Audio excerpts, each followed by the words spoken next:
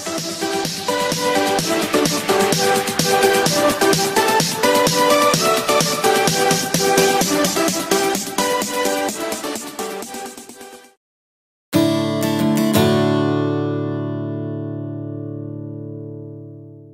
Everyone, welcome back to my channel. मेरा ये जो आज वीडियो है जिस टॉपिक पे है, it's a very special topic and very close to my heart. तो आज मैं इस वीडियो में बात करने वाली हूँ सिजेरियन डिलीवरीज़ के ऊपर और नॉर्मल डिलीवरीज़ के ऊपर। सिंस मैं ये दोनों डिलीवरीज़ फेस कर चुकी हूँ तो मुझे दोनों डिलीवरीज़ का काफ़ी कुछ आइडिया है। सो जैसे कि मैंने आपको बताया कि मुझे दोनों डिलीवरीज़ का एक्सपीरियंस है। मेरी फ़र्स्ट डिलीवरी जो 2017 में हुई, it was a caesarean delivery. So caesarean delivery वो इसलिए हुआ क्योंकि my baby was in a breech position. Breech position means मेरे बेबी का जो हेड था it was towards the right side of my belly, and जो बॉटम था it was towards the left side of my belly. So एक normal delivery के लिए आपके बेबी को एक नॉर्मल बर्थ पोजीशन में जो कि हेड डाउन होता है वो होना ज़रूरी होता है। अगर वो नहीं होता तो आपके सिजेरियन के चांसेस बढ़ जाते हैं।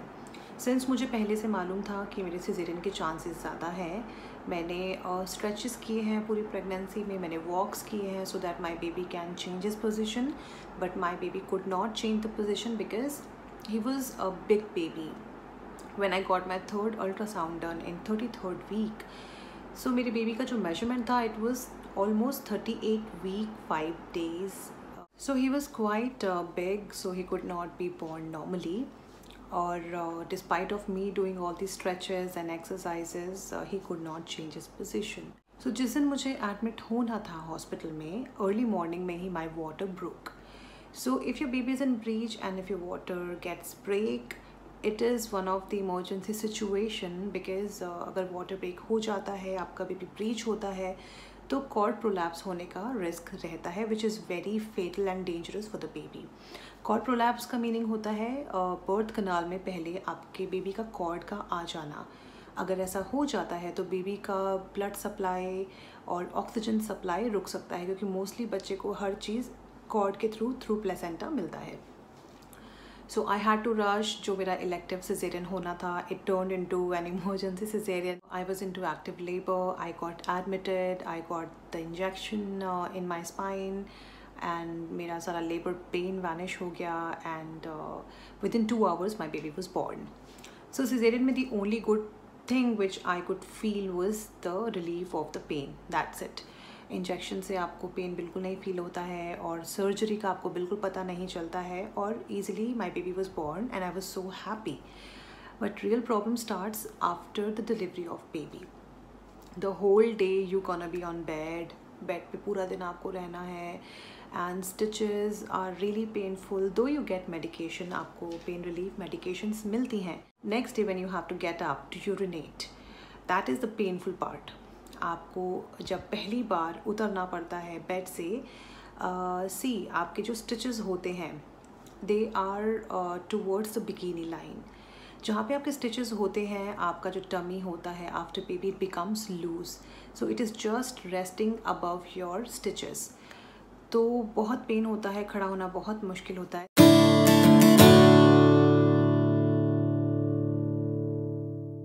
Caesarean is one of the major surgeries.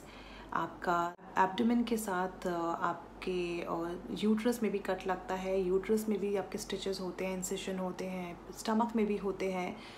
तो it's one of the major surgeries. उसमें आपको बच्चे को भी देखना होता है, बच्चे को फीड कराना, बच्चे को होल्ड करना, it becomes a challenge. If you do not have a help it would be very challenging for you, because सब कुछ मैनेज करना खुद it's really difficult. So after cesarean you would have to be prepared for all these things. आप भारी चीज़ नहीं उठा सकते हैं, आप तेज़ नहीं चल सकते हैं। हॉस्पिटल का बेड बहुत ही कंफर्टेबल होता है क्योंकि आप उस पर ईज़िली उसको रिक्लाइन कर सकते हैं, स्ट्रेट कर सकते हैं, आप उसको आगे कर सकते हैं, पीछे कर सकते हैं। बट मेन प्रॉब्लम स्टार्ट होता है जब अपने घर आप शिफ्ट होते हैं। एक तो लॉन्ग स्टे आपको रुकना पड़ता है हॉस्पिटल में। सिजेरियन में आपको एटलीस्ट 3 डेज़ के लिए आपको वहाँ रहना पड़ता है, 3 to 4 डेज़ के लिए, जिसमें कि आपको कंटिन्यूस ड्रिप्स चढ़ते रहते हैं, जिसमें पेन रिलीफ मेडिकेशंस भी होती हैं। डाइट भी जो आपको दी जाती है मोस्टली लिक्विड डाइट दी जाती है। Caesarean did not go very well with me.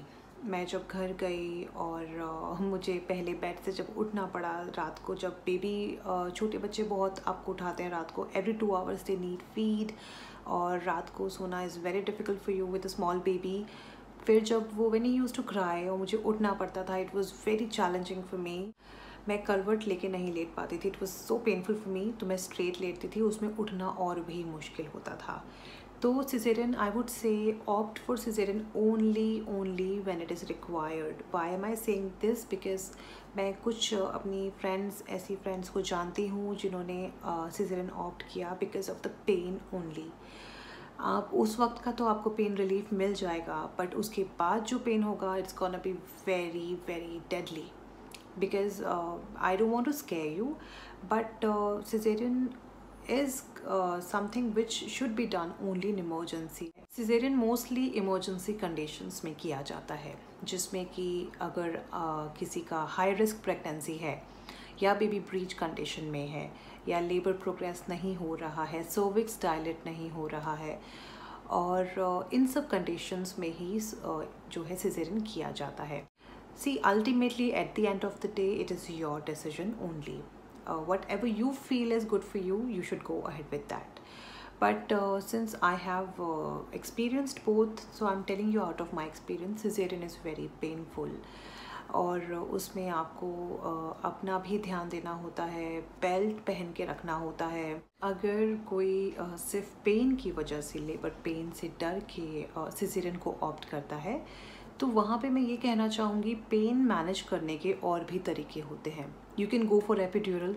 Epidural आपका पेन बहुत हद तक कम कर देगा। Caesarean is not bad, but opt only when it is required. Since I told you cesarean did not go very well with me, I took almost 1 month to heal from those stitches. उसके बाद भी मैं बहुत तेज़ नहीं चल पाती थी, और उसमें भी बेबी को उठाना, it was very painful for me. आप तेज़ हंस नहीं सकते। जस्ट आफ्टर डिलीवरी आपको डॉक्टर भी बोलेंगे do not cough, do not laugh, और बहुत ध्यान देना होता है आपको। कॉन्स्टिपेशन नहीं होना चाहिए। Stitches are there which are very very painful. तो आपको बहुत प्रिकॉशंस लेनी पड़ती है सिजेरियन के बाद। तो ये बात तो हुई सिजेरियन के बारे में। अब मैं आपको बताती हूँ नेचुरल डिलीवरी।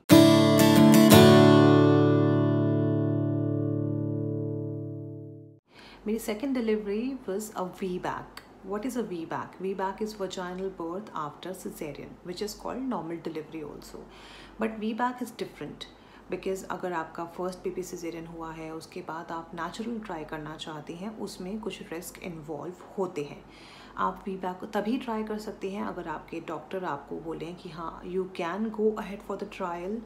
इसके भी कुछ कंडीशंस होते हैं, क्राइटेरिया आपको फुलफ़िल करना होता है। वो ये होता है कि फ़र्स्ट प्रेगनेंसी और सेकेंड प्रेगनेंसी में एटलीस्ट 18 मंथ्स का गैप होना चाहिए, 1.5 ईयर का गैप होना चाहिए, और आपका baby should be in normal position which is head down position, and you have to come in active labour. Because second chance जब आप अगर ट्रायल करेंगे VBAC के लिए, doctors will not give you the induction, pain induction. आपको pain induce करने के लिए कोई भी मेडिसिन नहीं दे सकते हैं, बिकॉज in that case आपका यूट्रस रप्चर हो सकता है। only when your doctor will allow you, and if you are fulfilling the criteria as I told you, you have to come in active labor, your baby should be in a head low position, and one of the most important thing that you have to be prepared.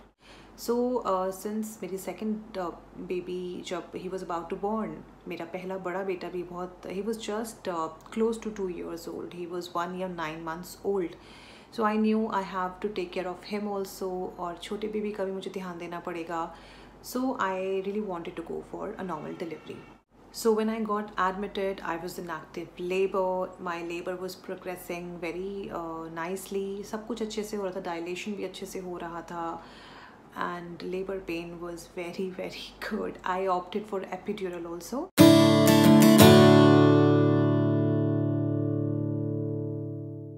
But let me tell you, epidural हर किसी पे काम नहीं करता है। मुझ पे epidural काम नहीं किया। मुझे बहुत बहुत बुरा पेन था। मेरा लेबर पूरा 15 आवर्स का था। I would not lie, contractions are painful. But ladies, we have been tolerating so much of pain already. Period pains, waxing pain, not to mention bikini wax pain. We women are strong. We can do it. We have been doing it, ladies. You just have to be strong. आपको बस अपने आप को समझाना है. And let me tell you, ये pen सिर्फ और सिर्फ तब तक रहता है जब तक आपका बेबी बॉर्न नहीं होता. The moment your baby is born, सारा पेन ख़त्म हो जाता है. And after you deliver your placenta also, you will not get any pain. And most important, you can stand. आप सब कुछ खुद कर सकती हैं. You do not have to be dependent on anyone. Since I have experienced both the deliveries, so I am telling you, I have been through it. I can tell you दोनों में से कौन सा better था. Caesarean मुझे बिल्कुल भी comfortable नहीं लगा. आई वुड से go for caesarean only when it is required. And normal delivery से बेटर कुछ नहीं है. सबसे बड़ी बात, आपको किसी की हेल्प की ज़रूरत नहीं पड़ेगी. आप अपने बच्चे का ध्यान खुद दे सकती हैं, खड़ी हो सकती हैं. The moment my baby was born, after an hour I was asked to pee, क्योंकि आपको नॉर्मल डिलीवरी के बाद भी बोला जाएगा यूरिनेट करने के लिए, यूरिन पास करने के लिए. अगर आप यूरिन पास नहीं करेंगे, so still you would have to be there in the labour room. I got stitches also. Those were painful to sit at least 10 to 15 days, that it were very painful, but that's a different story. But I was happy that I could experience the normal delivery also. So here to all of you, I would like to just say one thing. We women are strong. आपको सिर्फ अपने आप को ये समझाना है, we can do it. And normal delivery is very much better than cesarean. Normal delivery में आप बेबी होने के बाद बहुत नॉर्मली आप अपने सब काम कर सकती हैं, सब खा सकती हैं. सिजेरियन में आपको एक अलग मेन्यू दिया जाता है, बहुत आपको प्रिकॉशंस रखने पड़ते हैं. नॉर्मल डिलीवरी में आपको डॉक्टर सिर्फ ये बोलेगा, you just do everything which you are doing before delivery. And because of the normal delivery only, I could take care of both of my kids. मुझे बिल्कुल भी प्रॉब्लम नहीं हुई. मुझे यही टेंशन होती थी कि अगर मेरा सेकंड भी, क्योंकि मोस्टली लोगों की थिंकिंग ये होती है कि अगर आपका फर्स्ट सिजेरियन है तो सेकंड भी सिजेरियन होगा. ऐसा नहीं है. अगर आपकी दोनों प्रेगनेंसी में 1.5 साल का गैप है और आप एक्टिव लेबर में हैं, आपके डॉक्टर आपको अगर अलाउ करते हैं ट्रायल के लिए, you can go ahead with normal delivery and you will not regret. See, at the end of the day, it's gonna be your decision. आपको ही तैयार होना है. अगर आप comfortable नहीं हैं, you have the option of cesarean. और अगर आप you want to go ahead with normal, you can opt for epidural also. Epidural से काफ़ी हद तक पेन रिलीफ आपको मिल जाता है. बट एपिड्यूरल में एक प्रॉब्लम, एक डिसएडवांटेज ये होता है कि आप पुश नहीं कर पाते हैं, आपको फील ही नहीं होंगे आप पुश कर रहे हैं. Though I had the contractions, as I told you, epidural did not work on me. But when doctor will ask you to push, थोड़ा सा प्रॉब्लम होता है, आपको फील नहीं होता है कुछ भी. So this is what I wanted to share with you all. अगर आपको मेरा ये फीडबैक, मेरा आज का ये वीडियो अच्छा लगा हो, प्लीज़ आप मेरा वीडियो ज़रूर लाइक करिएगा, शेयर करिएगा. और अगर आप मुझसे कुछ पूछना चाहते हैं या कुछ फीडबैक देना चाहते हैं तो कमेंट सेक्शन में ज़रूर मेंशन करिएगा. Thank you so much for watching my video and stay safe, stay healthy.